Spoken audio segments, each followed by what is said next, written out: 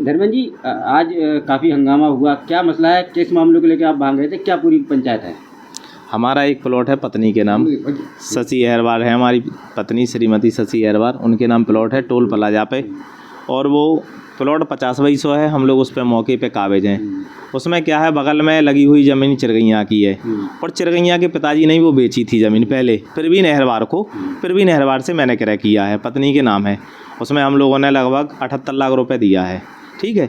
और हम लोगों ने 9 तारीख में जब उसमें सर काम लगाया तो चिरगैया है और उसके साथ और लोग भी थे, काफ़ी लोग झांसी के थे, कम से कम 30-35 लोग। तो ये लोग वहाँ हमसे हाथापाई करने लगे। तो हमने कहा भैया स्टे हो तो हम काम रोक देंगे।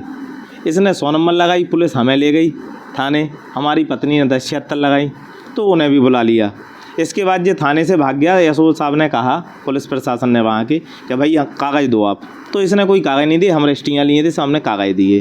कागज़ देने के बाद सर हमने एसडीएम से मिले। हम उसमें एसडीएम से मिले क्योंकि इसने काम रोक दिया था। तो एसडीएम ने ये कहा अभी इसमें स्टे नहीं है, इसमें कुछ नहीं हो सकता है।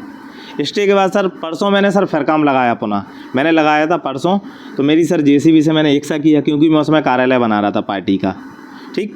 तो जेसीबी से लेवलिंग होकर कमरे का काम चल रहा था। दिन में काम हो चुका था, शाम के कुछ दीवार का रह गया था। तो लेबर ने कहा हो लिया भाई साहब, हम कुछ काम करना चाहते हैं और एक्स्ट्रा।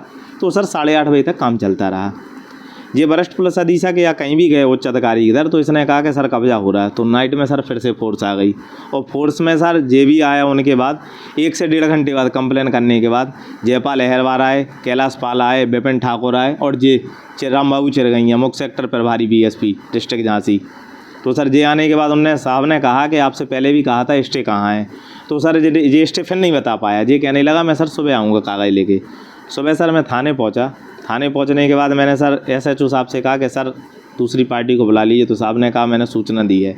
लेकिन सर इसके बाद ये नहीं आया। सीधा एसओ साहब के पास कहीं उच्च अधिकारी का कोई फ़ोन आया कि भाई वहाँ काम नहीं लगाना, क्योंकि सर काम ऑलरेडी कार्यालय के चक्कर में चल रहा था। आज क्योंकि बच्चे का जन्मदिन था और मानवर साहब का भी, तो सर उसमें आज कार्यालय का उद्घाटन था, पार्टी के लोगों के साथ था। तो कल इनने सर मुझे बात चल रही थी इनसे, मैंने मेवालाल जी से भी की बात, राष्ट्रीय महासचिव हैं जो बीएसपी के। लेकिन उनने ये कहा इसे कॉन्फ्रेंस में बात करके चिरगैया से कि ये क्या कर रहे हो। इसके बाद सर ये बात पूरी सर गोल मटोल टालते हुए सर इसने सर 5 बजे बात चल रही थी, मुझे पार्टी से बाहर करा दिया सर। अब बाहर का सर ये रीज़न था कि मैंने जिलाध्यक्ष से पूछना चाह रहा था। जिलाध्यक्ष जब से बने मेरी 2 बार बात हुई, एक बार मेरे घर आए थे, एक बार और हुई बहन जी के कार्यक्रम की। तो मैंने ये कहा था कि अगर मुझे अनुशासनहीनता में बाहर कर रहे हैं तो भाई मैंने अनुशासनहीनता क्या की? आपने मुझे कब फ़ोन लगाया, क्या कहा? भाई अगर मैं अपनी ज़मीन को ले रहा तो आप कोऑर्डिनेटर चिरगैया को ही बाहर कर सकते थे। अनुशासनहीनता तो वो रहती ना अगर पार्टी का राफ खराब हो रहा। वो सर कोऑर्डिनेटर है इस टाइम और वो सर काफ़ी असले मसले लेके चल रहा है। इस टाइप साहब जानमान का खतरा है।